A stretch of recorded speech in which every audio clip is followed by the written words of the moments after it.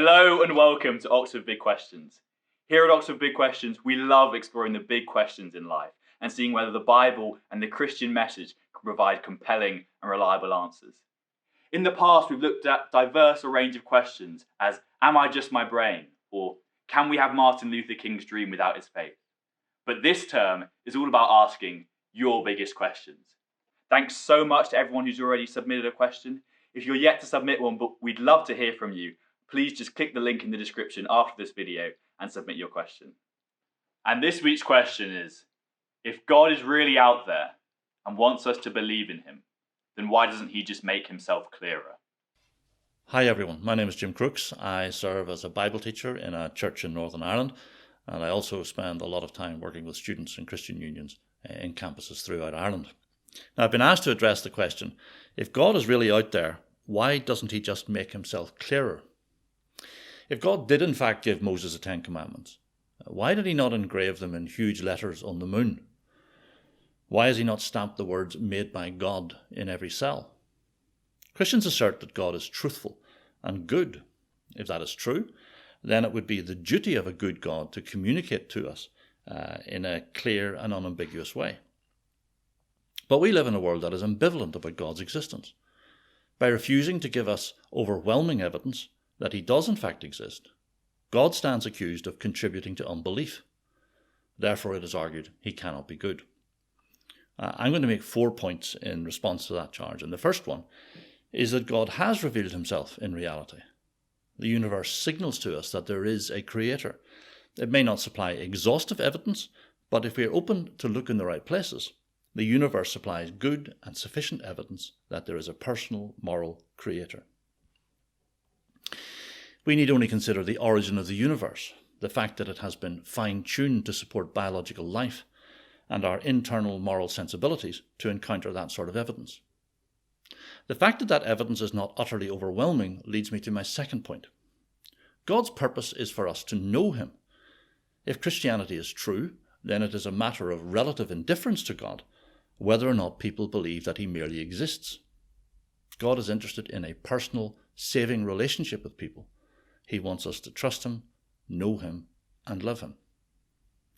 A relationship like that could never be formed through coercion.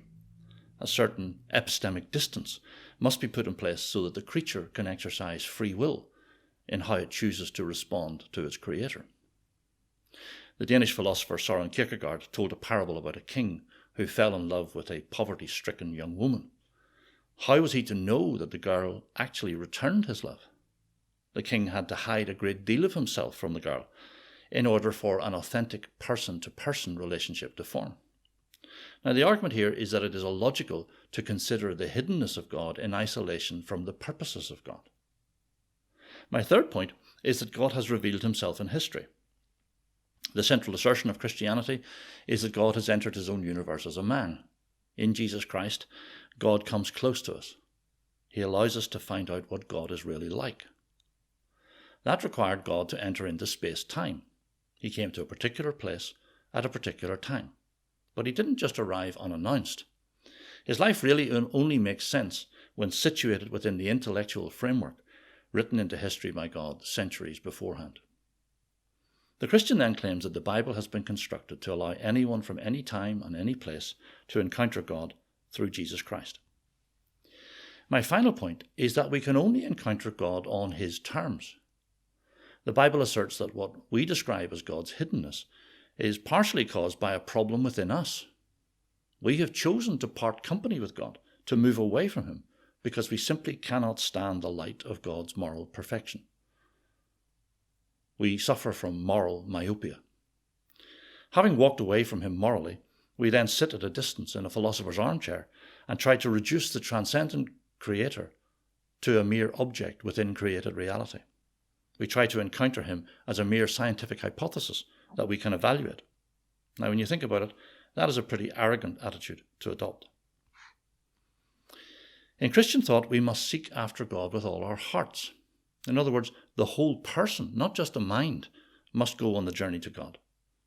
All of us, including our moral baggage, must be prepared to face up to God. And it is that thought which brings us back to Jesus Christ. There is something really profound about his death on the cross. Christians say that at the cross, God reconciles his love and his justice, and in so doing provides us with a place where we can find the courage to face up to the real reasons we find God so distant. Anyway, those are my 4 points for you to consider. God has revealed himself in reality. God's purpose is for us to know him, not merely assent to his existence. God has revealed himself in history, and we can only encounter God on his terms. Thank you for your courteous attention.